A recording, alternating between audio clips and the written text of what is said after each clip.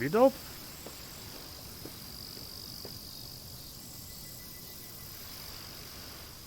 Oh, where? The ferry is finally being cancelled. So about trains and cars now. It's a weird one.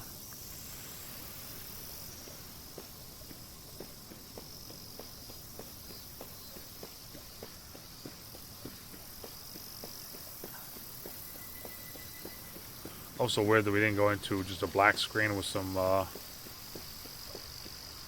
battered letter arrived from somewhere overseas.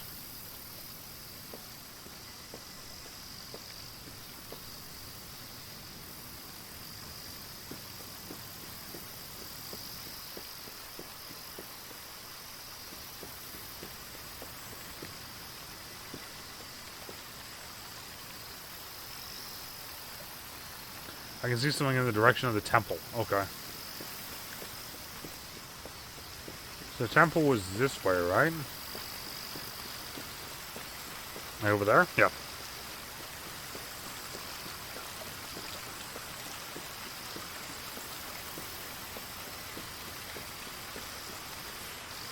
Some scholar is coming from a big university to invest the burial mound.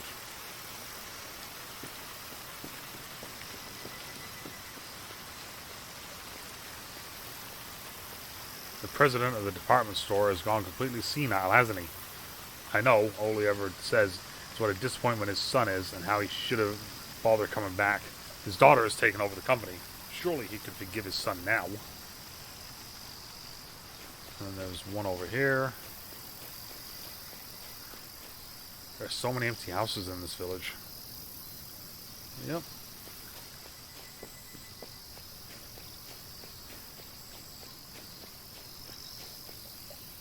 I see something shining on the ground. It looks like some kind of gemstone, but it has a strange shape. There's a hole through it, and it has a shape like a curved water droplet. I look at it intently for a moment, and it's like some kind of magic is drawing me in. This might be a Magatama, a sacred jewel. I wonder what it's doing here. Doors to the temple open, a monk comes out, with about 10 others from the neighborhood behind him, all chatting as they go. The smell of incense mixes with the smell of the outdoor grass. The general atmosphere, it doesn't feel like a funeral. I hear one of them speaking.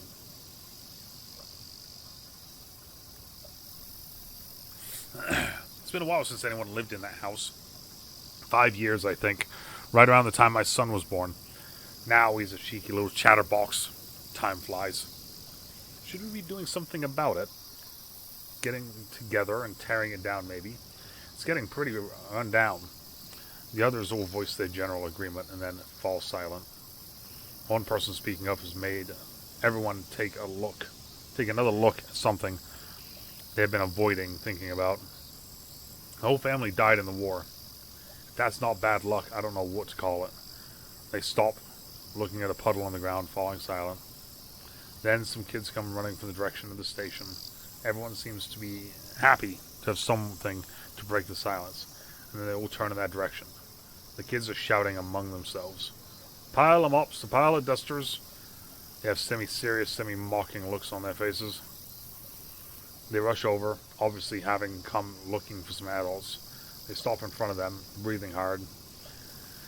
They're all babbling at once, making it hard to tell what they're saying. The adults persist with questions and eventually work out what the kids are saying.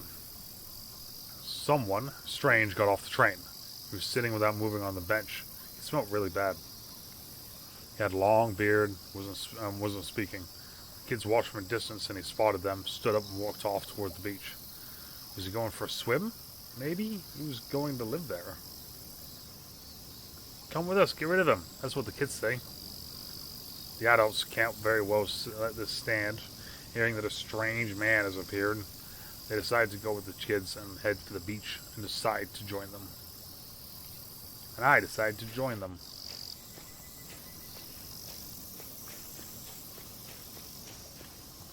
This way, this way.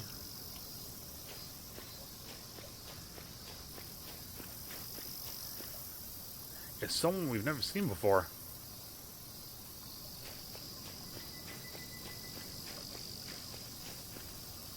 what happens if he's a criminal?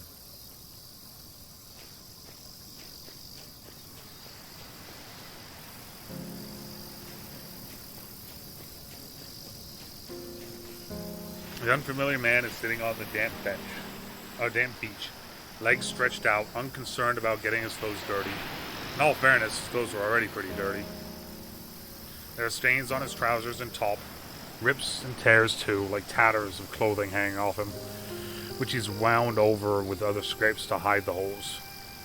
I can see why the children called him Pile of Mops. I circle around in front of him and look at his face. His face is covered by a wild beard, and he doesn't look that old. His strangely clear, piercing eyes are looking quietly at the mountains and the seas. For a moment, as though being drawn inside, I think I can see some kind of light in his eye as the Magatama picked up. The children approach him carefully. The adults approach him carefully. They look at each other and then quietly ask, Archie? Is that you? The man they are addressing doesn't even move his eyes.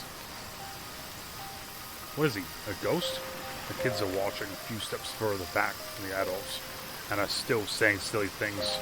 One of the adults shouts to them, "Go, get the other adults. Tell them Itachi is home."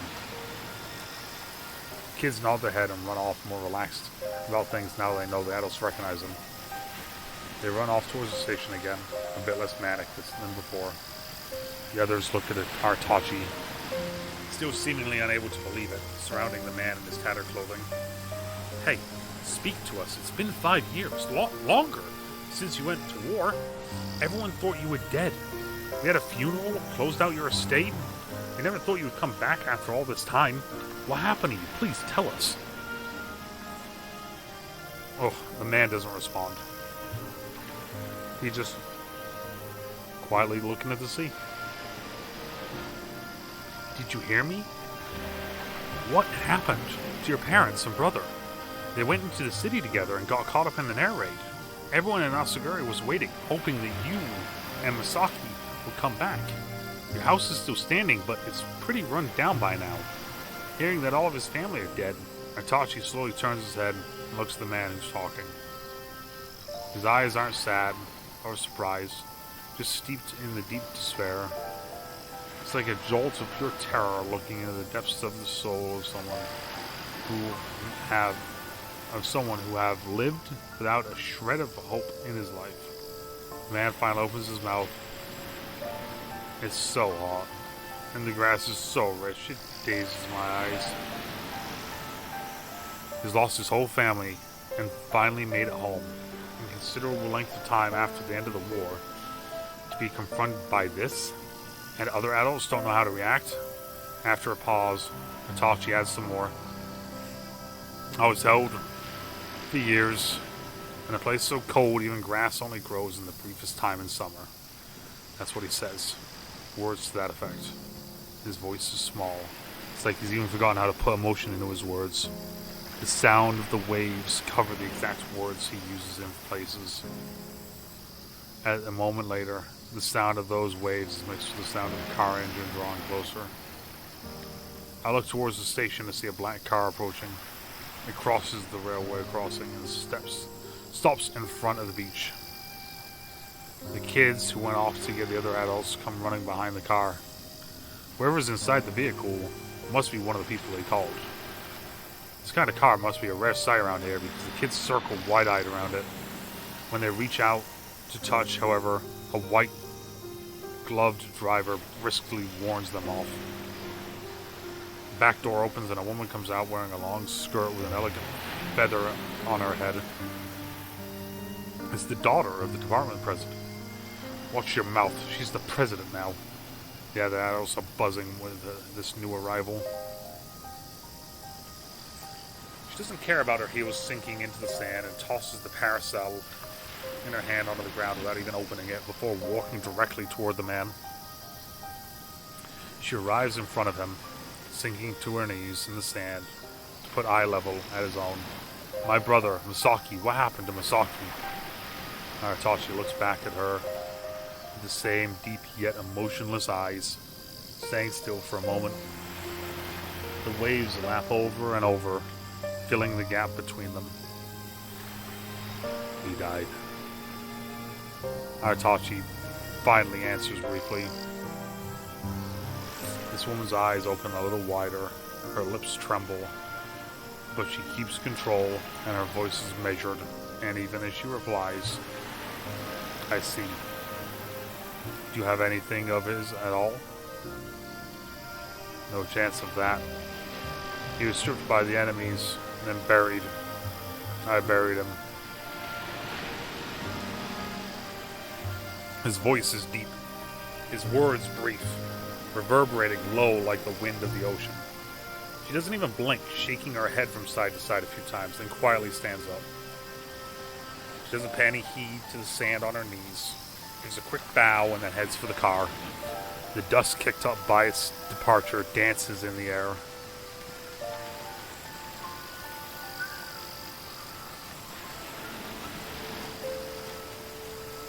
There's something wrong with him. He's been on the beach all this time and came back without talking to anyone. It's pretty creepy. I mean, if he just came back from war... Did you do it? Did you kill Misaki? Why did you come back together? It's a woman's voice again, but a different woman from before. A younger voice than the woman from the car, with a firmer tone. I look to see a very small woman, tight-lipped, looking intently at the man. Artachi, sitting in the same place as before, looking at the ocean. His clothing is new, all fixed up, his beard gone too. There's no sign of the people who surrounded him before. The scene must be from a few days after the last one. Yet, he's still sitting on the beach, alone, watching the waves, uncaring for the sand getting everywhere. He also doesn't reply to the woman's accusations. Did you kill him? Is that why you returned alone? She questions repeatedly. Her voice is shaking. This Misaki fellow left Natsugiri with Artachi, and then neither of them came back. I wonder what the connection is between them. I have a letter. It suddenly arrived about a year ago. With that, she takes her bag, a battered-looking envelope, retrieves the letter from inside, and starts reading it. It looks like she's read it a lot in the time since it arrived. It isn't written on anything close to proper letter paper. Created from a chimera of different papers, and now faded with age, the creases looking ready to turn into tears. Dear Kazuko? Dear Kazuko, I'm sure the sudden letter is a surprise. It's been 4 years since I sent you my last letter from Natsugiri. After all, like so many other young people, I headed out to war. Though the fighting is long finished, I find myself trapped in this frozen northern land, wishing to go home, thinking only of you as rolling years tick by. I've learned that my fellow prisoners are planning an escape, and that has prompted me to ask this letter be smuggled out to you. I pray it reaches you safely. The woman reading the letter must be called Kazuko. It sounds like she and Misaki used to send letters to each other. There must have been an attraction between them. That's why she's so desperately trying to find out what happened to him.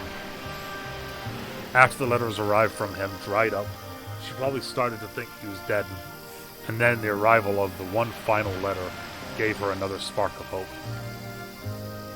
He survived the front lines, enemy bullets never finding his flesh, overcoming the harsh struggle with human foes and nature alike, then ended up a prisoner anyway, crammed in with other soldiers, the cold freezing around them, barely any food to eat, forced into hard labor through the day after day of drudgery and despair.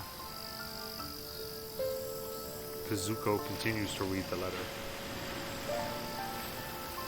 I know this is all sudden, but I've ended up here with a man called Artachi, who also comes from Natsugiri. We grew up together and joined up together, shipped out on the same day, and then ended up fighting in different places. I never expected to meet him again, here, at the end of the world, and first we enjoyed reminiscing together about home. But as the months pass here, and then the years, everyone has been pushed closer to the edge. I'm not sure when things went wrong, and I'm sorry for putting this on you, but I think he's going to try and take my life. If anything should happen to me, when Kazuko reaches this point in the letter, the expressionless man's eyes open wide, as though surprised or scared. Inexplicable emotions are clear from his eyes, his mouth, the expression on his face. I look at his face, and my own awareness twists for a moment. My ears ring, the words blur, and the ground starts to roll like ocean waves. My head is spinning, but something comes back to me. The one who wrote this letter was Masaki. Yes? Masaki? Sounds like a name I've heard recently. I can't recall where. I heard it recently, I'm sure. Feathered hat bouncing in the distance. That's right. The name of the brother of the woman from the car. And this man in front of me. His name was... But no, I can't recall. Everything's melting away, preventing me from remembering. I shake my head. The man in front of me settles his gaze on a small shell on the beach. If you spend too long around them, the cops will take notice. They keep an eye on everyone who returned from that hell, and anyone involved with them. I don't care. They won't find anything untoward about me. I just want to know the truth about Masaki. Her words are sharp and carry weight and power. The man thinks for a moment. If you insist, then I'll tell you everything. Everything I saw. Come to my house tonight. You can even bring his sister with you if you like. The man points towards his house. It's the farmhouse in the distance with a large storehouse attached. Over there. You don't want to visit a man at home. Especially not a haunted house. That's the only place I'll do it. Don't like it? Don't show up. His words sound warped right at the end. The haunted house phrase catches at me. Haunted house, where did I hear that? Right, his family passed away and his house was left in disarray. That's why they thought it was a haunted house. Makes sense. Kazuko says, very well. I will call on you later. She gives a quick bow and then leaves. I should head to the house too. So the house. Alright. Let's find the house. I'm assuming the house with a storage shed.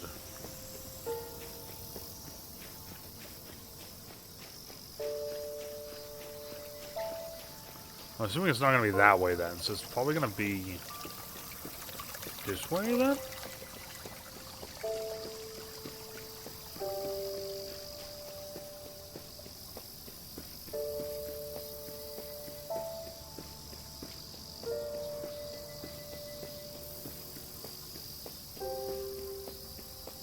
Yeah, so I can't go that way. That's school.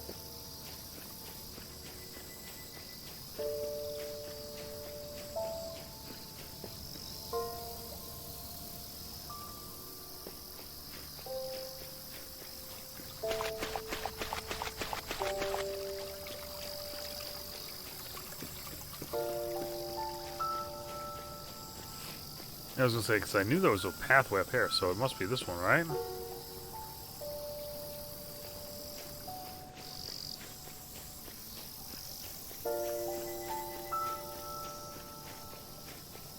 Am I going the right way, or am I just aimlessly running now?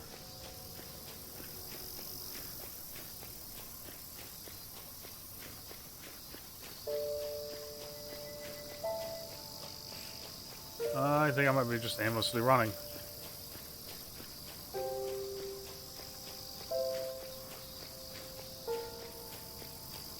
And back to the temple. Alright, I was like... The farm with the storehouse. The farmhouse with the storehouse.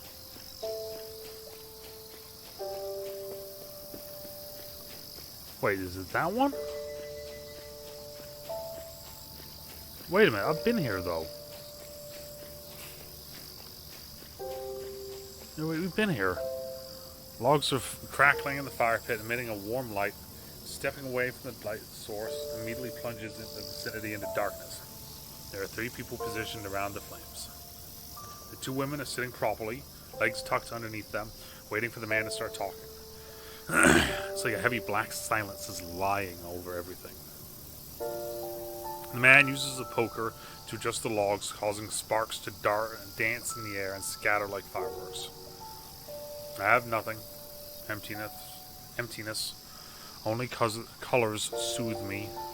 These warm colors are wonderful, the man mutters. The other two just watch him, quietly, intently. The man continues to talk to himself. It doesn't matter if I'm here at home or in that frozen hell. Nothing much changes. The warm red of the fire, the deep greens of nature. Maybe those are the only differences. He prods the fire again. He goes on as though spitting out some kind of terrible curse. I never had much of a loving family to come back to anyway.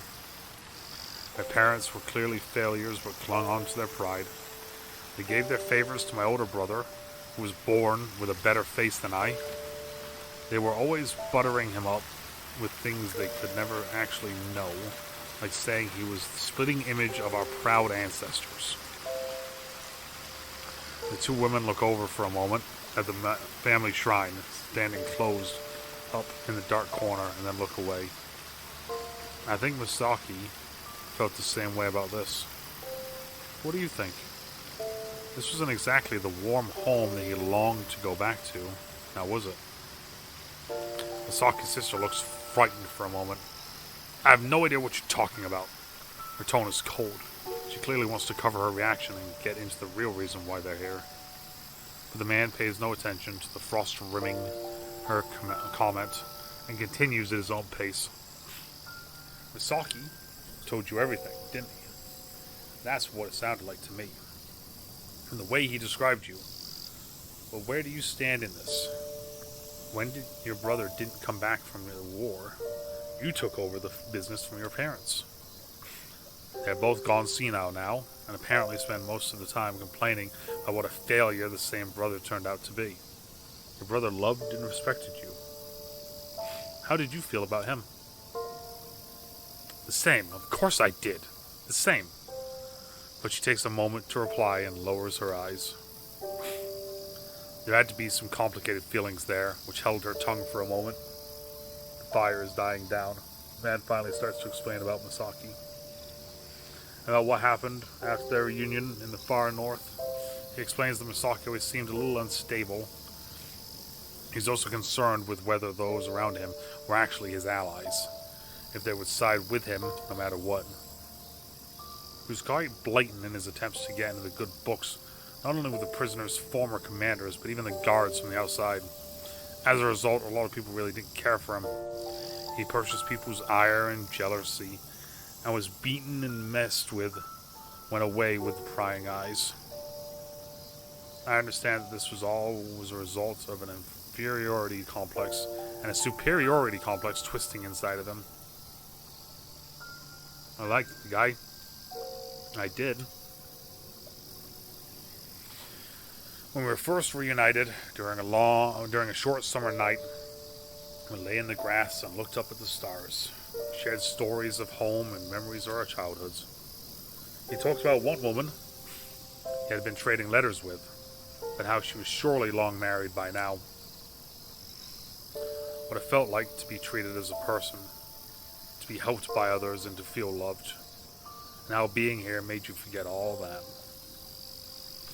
He said all that with a deep and slow voice as we watched the stars whirling overhead. I could instinctively tell that this was the sadness that lay in the deepest part of his being. He was living the same sadness. I was living the same sadness. The same loneliness, after all. It didn't matter if we were in our seemingly peaceful home or out there in the wilds among the death and betrayal. Our base nature was unchanged. It didn't seem possible. We wouldn't have thought it possible, but our tragic nature resonated together. The fire in the pit is now just glowing red embers. The world sinks into even deeper darkness. Maybe his memory is scattered, confused, Maybe he just doesn't care to put things in any order, because he gradually expands from his memories of Husky to more general events that happened in the camp.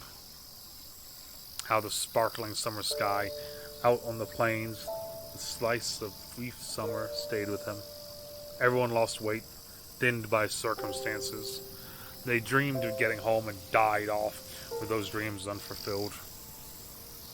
Resentment festered, with betrayal and informing on each other becoming standard practice, insanity growing around them, and how involved Misaki was with all of it. The good guys, the gentle ones, the ones without egos. This was a place that chewed them up first. This was a place that would drive you mad, Minnie said. One day, Misaki planned an escape. He used information from the guards to piece together the watch positions and even the train around the camp. He told some of the others that in spring, when the flowers bloomed across the river, there might be a chance to escape, when we were sent to work in the southwest. If we could shake off pursuit for 2 days, heading west, we might reach a small village. The people there should provide further aid. If they could provide some food, then we would hop onto an eastbound train that passed close to the village and make our escape. Everyone who heard the plan would eventually be put into action. I was among them myself. I thought he trusted me, and I trusted him. But for whatever reason, he didn't take part in the escape. Maybe he wanted us to be the sacrifice ourselves first, to see what happened. Whether the guards noticed, whether the escapees were captured and sent back. The small woman looks at the envelope clutched in her hands. He must have sent that letter out with one of those who managed to escape. I had no energy left myself. Didn't even really want to come home, so I refused to take part. Maybe my refusal is why he became suspicious. Maybe that's why he wrote those things in his letter. I can't be sure about anything with him. Anyway, the few who did escape did so without notice. It seemed they had made it far enough. We had no way of knowing if they had safely made it home, and the possibility of that seemed low. But their escape was still a big help, mentally, to those left behind. The dark, long winter soon arrived. Everyone got weaker. More of us died. Then the ice melted again, with the breath of spring arriving to make our hearts ache. He said he wanted to run again. He said he was going to this time. He invited me to go along. I could hardly find the energy. I was exhausted, truly, in body and soul. The betrayals, the deaths, the absence of trust, the absence of hope. I had lost everything. I had nothing. If my own joy was to feel the beauty of the sky and the plants, then what did it matter if I died and became one with the earth? That was how I'd start to think. The fire has also completely gone out. My eyes have long adjusted to the darkness, and yet I still can hardly see anything. But the women remain in place, not moving, listening intently. But he kept saying, visit the grave of Together and Natsugari. I decided, run with them. I should. I've been listening to this tale of the past in some kind of reverie. And now I snap back to myself. I can't make out what he's saying. The words are twisted and warped. I strain my ears. His lips are barely moving. He's staring off into space with a vacant look on his face, as though even he has forgotten what he's talking about. The two women are sitting around him as though time has stopped too, expressionless. The last of the wood in the fire pit is burning away, giving off a final popping firework as it vanishes. The magmata in my hand glows with a strange light as it reflects the final little explosion. In the end, though, I had no reason to go back. He wanted me to join, but I didn't go. I had no reason to try to get back home. So I decided not to take part in the escape. He didn't look happy about that. He told me I had to. That it was stupid that I didn't. But it was my choice. The next morning, there was a commotion among the guards, waking us up earlier than normal. Those who had tried to escape had been captured and dragged back to be lined up in front of the barracks. This time they'd been stopped. It had worked out last year, but this time, without him taking part himself, they'd been caught and failed. The escapees knew what was coming. They looked down to the ground but didn't resist. Husky was the only one reacting differently. He was looking around, desperation in his eyes, but no one paid any attention to him. Soldiers lined up, expressionless, in front of the prisoners. They raised their guns and opened fire without a second thought. After that, one of the other prisoners heard the guards talking. Husky had been working with our captors. He had lured the people he didn't like into trying to escape, then had the guards waiting in ambush to take them out.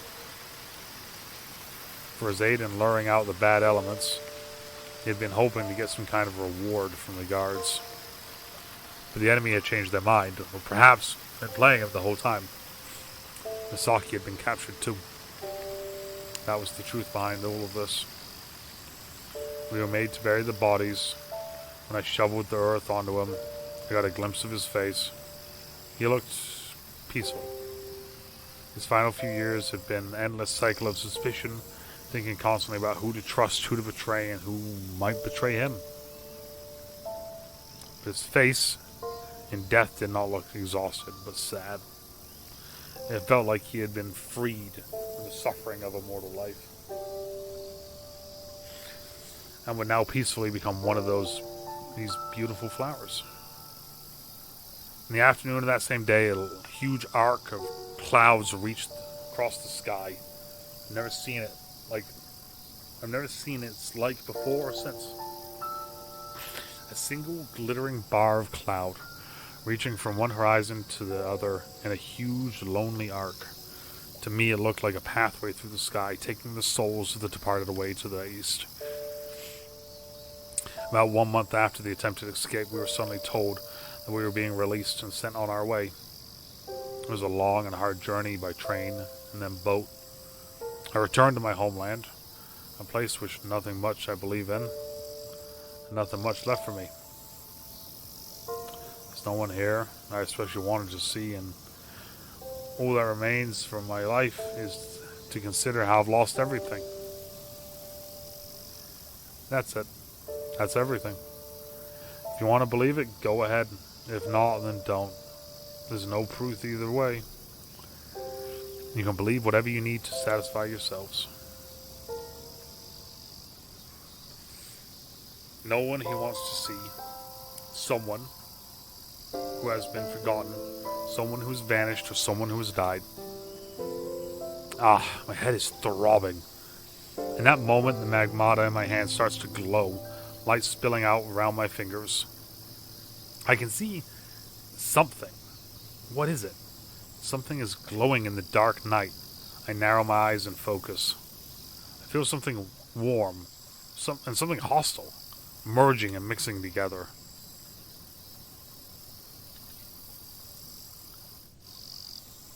Natsuguri, Memory Fragment 4, complete.